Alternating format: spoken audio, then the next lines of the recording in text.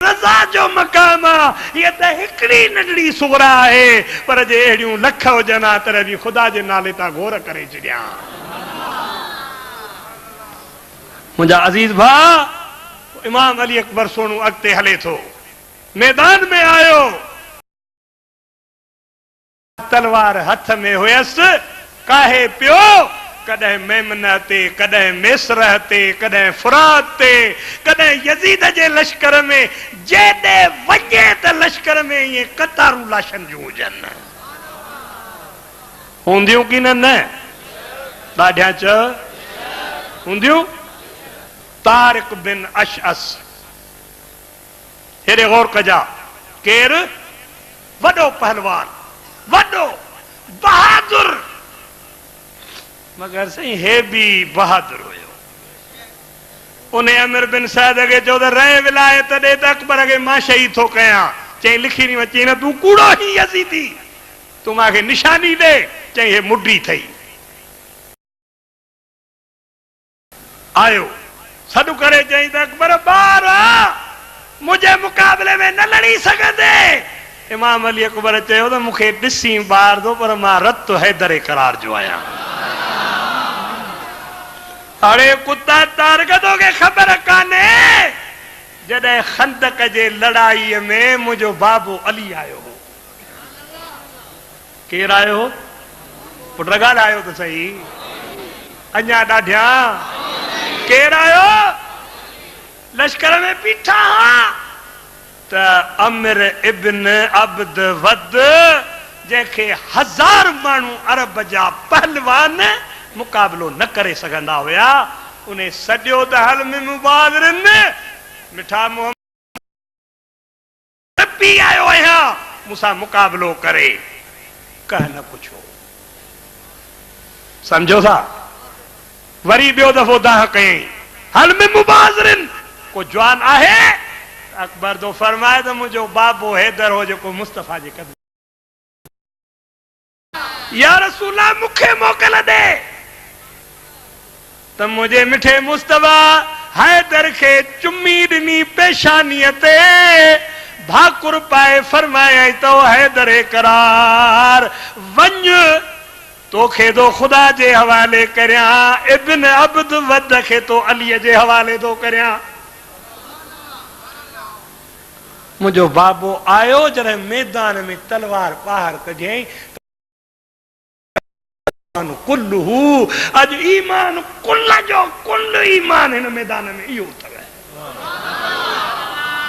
कोन समझ में आयो कुफर भी कुल जो कुल हे इब्न अब्दे वदा मगर ईमान जो कुल भी अली इहो आ बस ये चवण हुन चयो त हलिया वार कर हैदर चयो त न मां वार न कंदो जो वड़ू ही कोने पर तू वार कर पो वार कंदो रहियो मगर अली उनखे टारींदो रहियो पो मण जो होस खोद पातल मगर वाह वाह अली जॾहिं तलवार हयईंसि त खोद ॿ थी पियो इब्न अब्द वद ॿ थी पियो पट ते किरी पियो नबी ने फरमायो त साहबियो मुंहिंजे उम्मत सॼीअ जा अमल हिकिड़े पासे अलीअ जो ही हिकु अमल हिकु पासे नारे तकबीर नारे रिसालत नारे तहकीक नारे हैदरी नारे पीर हाणे रे गौर कजा अकबर तो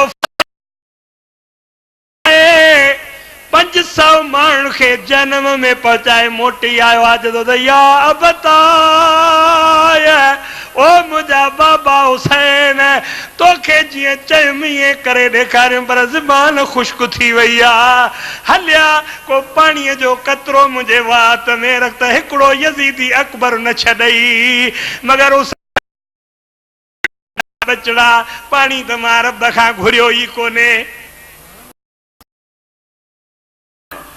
ए कूड़ थो ॿुधाईंदा दाहूं कयूं इमाम हुसैन पाणी ॾियो फुरात हलिया न इकबाल चए थो मुझको तो इख्तिलाफ है लोगों की बात से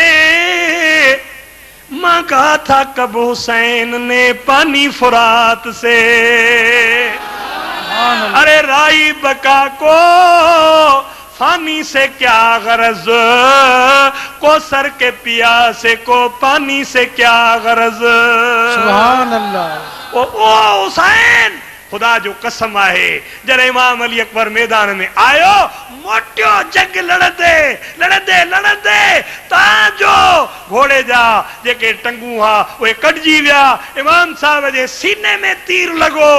तारीख लिखे थी इमाम अली अकबर करियो तो सॾु कई बाबा जल्दी आ मता मुझो लाश यजीदी न खणी वञनि। जॾहिं इमाम साहब आयो चई ॿुधाए पुट का तकलीफ़ थई, चई का तकलीफ़ काने जो नानू मुस्तफ़ा मथां बीठो आ, हैदर करार मथां बीठो आ, खातून जन्नत मथा बीठी आ।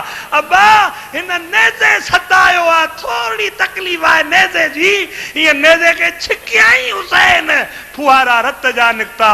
त रब जो कसम आ तारीखूं लिखन थियूं त इमाम हुसैन जे मथे ऐं सुहारीअ जा वार कारा, पर जॾहिं अकबर जो रत ॿाहिरि निकिरो त हिकिड़ो वार बि कारो न रहियो, अचा थी।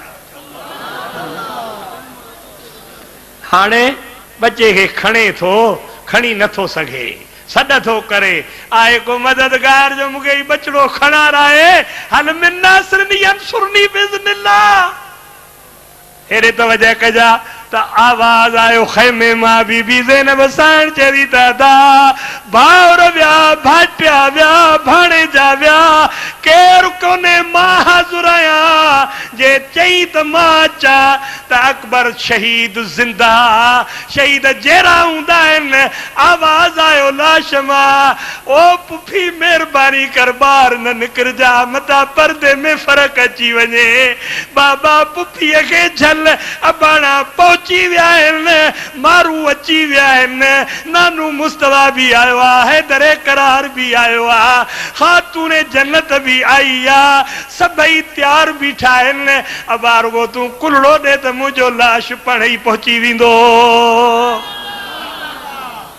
अज़ीज़ भाउ, इन खां बाद इमाम हुसैन पण मैदान में आयो। खुदा जो कसम आ बब्बर शेर हुयो, तलवार हथ में खयई, जंहिं पासे वञे त ये हज़ारनि जा हज़ार लाश गुजरनि। मगर वाह वाह हुसैन लड़ंदो रहियो, कत्ल कंदो रहियो यजीदन खे, झुकियो न। तव्हांजो इमाम साहब जे मथां बि तीरनि जी बरसात थी। हेठि जॾहिं पट ते किरियो आहे त यजीदी अहिड़ा कुता हा, जुबो लाहे विया, पाजामू लाहे विया, जुती मुबारक लाहे विया, सिर जुदा कयो वियो। हज़रत बीबी ज़ैनब साण सकीना साण जॾहिं उहो घोड़ो ॿाहिरि निकितो रत में मुंहुं भरे त हुन खां पुछनि त घोड़ा तूं त आयो आ, पर सुवार किथे छॾे आयो आ। सकीना चई त उहो जवान किथे आ जेको रात जो मूंखे क़ुरान जूं लोलियूं ॾेई सुम्हारींदो। ज़ैनब चए थी त असांजी अॻुवाणी केरु कंदो, नंढड़नि आरियाणियुनि में रोल जो चई त सब्र कयो जो इन्नल्लाह मसाबिरीन।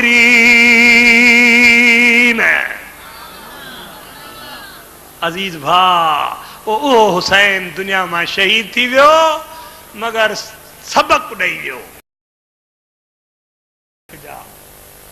पलीत जे अॻियां न झुकजा। हजार त उन्हनि खे मुड़स थी मुंहुं ॾिजा, ज़ालिम फासिक फाजिर उन जे हथ में हथ न मिलाइजा। मुंहिंजा अज़ीज़ भाउ, ख़ुदा जो कसम आहे हुसैन जो घर ई बहादुर हुयो। मां तव्हांखे जेकर टाइम हुजे हा त अॻिते ॿुधायां त बीबी ज़ैनब साइण जेको यज़ीद जे दरबार में ख़ुतबो पढ़ियो हुयो, अल्लाह जो कसम त वॾा वॾा फलासफर उहे बि बेहोश थी किरी पिया हुया। मगर टाइम ख़त्म आहे। अल्लाह तव्हांजी मुंहिंजी हाज़िरी क़बूल फरमाए ऐं ख़ुदा करे त तव्हां ऐं असां हुसैनी जमात में रहूं। अल्लाह जिन दोस्तनि हिन में ताउन कयो आहे, दामे दरमे कदमे सुखने, उन्हनि खे बि आबाद फरमाए। हज़रत अल्लामा साईं मौलाना हाजी मोहम्मद उस्मान ऐं जेके तव्हां आया आहियो, ये क़यामत जे ॾींहुं मुंहिंजे हुसैन जे जमात में गॾु हुजो।